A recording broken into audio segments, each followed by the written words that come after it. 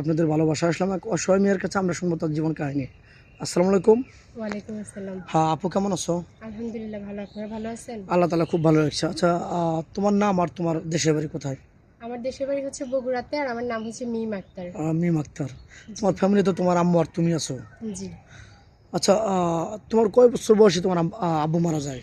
আমার আব্বু মারা গেছে তখন আমার 20 বছর বয়স ছিল। ও 3 বছর আগে, তার মানে জি। তোমার বয়স এখন 23 23 চলে। বছর। জি। 3 বছর আগে মারা যায়। এই 3 বছরের মধ্যে হাল ধরছে এই সংসারে তোমার আম্মু। জি, আমার আম্মু চালাচ্ছে সংসার। ও আর আর, তোমার ভাইয়া কতদিন ধরে চলে গেছে তোমার বাড়ি আমার থেকে? ভাইয়া চলে গেছে, আমার আব্বু থাকতে চলে গেছে। মানে আমার আব্বু অসুস্থ ছিল, আমার আব্বু বেঁচে থাকতে আম্মু একটু একটু কাজকর্ম করতে, এখন আব্বু চলে গেছে, এখন একবারে পুরাটাই আমার মাই চালায়। ভাইয়া তো চলে গেছে আমার আব্বু থাকতেই। আচ্ছা আচ্ছা, তোমার আম্মু এখন কি করতেছে? মানে আমার আম্মু ঘরে টেইলারি কাজ করে। তো, তার নিজের ঘরে টেলার্সের কাজ করতেছে, এটাতে কোনো রকম মা মেয়ে দুজন চলতেছো? জি। সংসারে কোনো অনটন বা অভাব এরকম হয় না? কি বলেন, অনটন অভাব হয় না ভাই? লজ্জার কথা কি বলবো, আমাদের তো এখন খাওয়া পড়াতেই সমস্যা। টেলারি কাজ করে বর্তমান বাজারে গিয়ে দুইটা মানুষ আমরা চলতে পারি বলেন? চলা খুব টাফ হয়ে যায়। অনেক কষ্ট হয়ে যায়। ও আচ্ছা আচ্ছা, তাহলে তো তুমি চাচ্ছ যে তোমার আম্মুর বোঝাটা হালকা করার জন্য বিয়ের সাথে হইলে পারে। আমি চাই যে এমন একটা মানুষ আমার দায়িত্ব নেই, যে একটু আমাকেও দেখবে, আমার মাকেও দেখবে। আমাকে দেখলে তো আমার মার একটু সহযোগিতা হয়। আর এখনকার মেয়েদেরকে বিয়ে দিতে গেলে দেখা যায় অনেক টাকা পয়সা লাগে। আমি চাই অবশ্যই। একজন ভালো মানুষ আমার দায়িত্ব নেই, যে আমার কাছে যৌতুক দাবি করবে না, টাকা পয়সা দাবি করবে না, আমার আর্থিক অবস্থা দেখে আমাকে বিয়ে করবে। ও আচ্ছা আচ্ছা, অনেক সুন্দর কথা বলছো।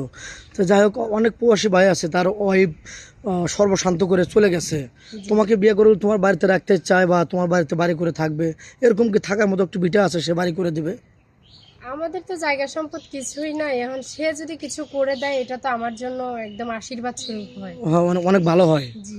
তো যাই হোক, অনেক প্রবাসী ভাই আছে তার বউ অসুস্থ, দীর্ঘদিন ধরে অসুস্থ হয়ে পড়ে আছে, তাকে সেবা করার জন্য বা তার পাশাপাশি একটা বউয়ের দরকার, একটা ছেলে মানুষ ওয়াইফের দরকার হয়, ওরকম ম্যান হলে কি তুমি বিয়ে করবে কিনা? এখন উনি যদি আমাকে ছোট বোনের মতো করে মেনে নেয়, আমিও তো তাকে বড় বোনের মতো করে মেনে নিব। একটা বড় বোন থাকলে আমি তাকে সাহায্য করতাম না, সব অবশ্যই। কাজে হেল্প করতাম না, সেবা করতাম না? জি। তো সে আমাকে মেনে নিলে আমিও তাকে মেনে নিব, অসুবিধা নেই। তোমার কোনো আপত্তি নেই? জি না, আমার কোনো আপত্তি নেই। আচ্ছা, পরে তো আবার বাধা সৃষ্টি করবে না বা অশান্তি করবে না আমি জানি। তো দেখে শুনেই যাব, আমি কেন পরে বাধা সৃষ্টি করব বলেন? ও আচ্ছা, যাই হোক, তুমি কি আদৌ ফোন কিনেছো? আমার ফোন নাই ভাই, ফোন কেনার টাকা আছে আমাদের, ফোন কিনবো? আচ্ছা, দুঃখের কথা একটা বলি, তুমি কতদিন ধরে গরু গোশ খাও না?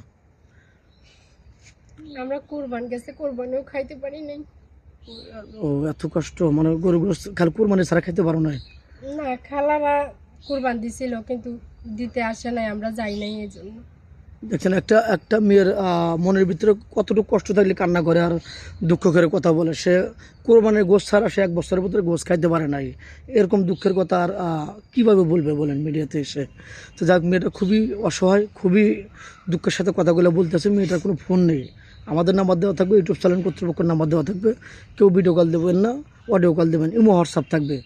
ভালো থাকবেন, সুস্থ থাকবেন, এই বলে শেষ করে দিলাম। আল্লাহ হাফেজ।